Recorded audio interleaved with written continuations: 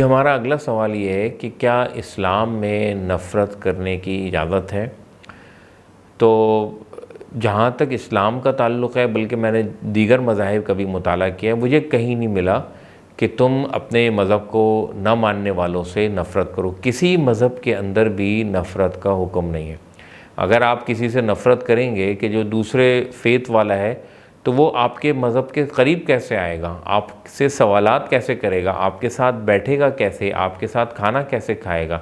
آپ کے ساتھ جو ہے وہ گفتگو کیسے کرے گا اگر آپ نفرت کریں گے؟ آپ نفرت کریں گے تو اس کا مطلب ہے آپ غصے کا بھی اظہار کریں گے، اور جتنا غصہ آپ کریں گے تو دوسرا جو فیت والا ہے وہ آپ سے اتنا ہی ڈرے گا اور آپ سے اتنا ہی دور جائے گا۔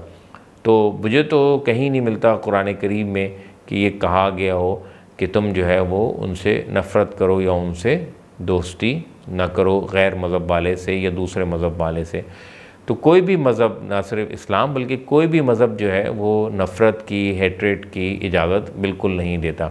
اور جب آپ کسی سے نفرت کرتے ہیں تو وہ کہتے ہیں نا کہ نیگیٹیوٹی کا سب سے پہلا جو وکٹم ہے انسان خود ہوتا ہے۔ غصے کا سب سے پہلا وکٹم انسان خود ہوتا ہے۔ مثال کے طور پہ اگر کسی نے غلطی کی اور میں اس پہ غصہ ہو رہا ہوں، تو آپ دیکھیں کہ غلطی اس نے کی تھی، سزا اس کو ملنی چاہیے تھی، غصہ ہو کے میں اپنے آپ کو سزا دے رہا ہوں، اپنا من جو ہے وہ جلا رہا ہوں، اپنا من جو ہے وہ کھلا رہا ہوں، اور اپنا بلڈ پریشر جو ہے، اپنی ہارٹ بیٹ جو ہے اس کو تیز کر رہا ہوں۔ تو غصہ جو ہے وہ یا نفرت جو ہے وہ دوسرے کی جرم کی سزا اپنے آپ کو دینا ہے۔ تو جب آپ کسی سے نفرت کرتے ہیں یا کسی پر غصہ ہوتے ہیں تو آپ اس کو بعد میں نقصان پہنچاتے ہیں، سب سے پہلے آپ اپنے آپ کو نقصان پہنچاتے ہیں۔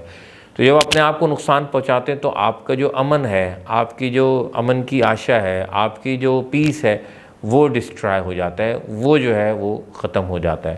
تو کوئی بھی مذہب جو ہے وہ نفرت کی اجازت نہیں دیتا، بلکہ محبت کا درس دیتا ہے، امن کا درس دیتا ہے، پیس کی بات کرتا ہے، اور قریب لانے کی بات کرتا ہے، اور جوڑنے کی بات کرتا ہے، توڑنے کی بات نہیں کرتا۔ بہت شکریہ۔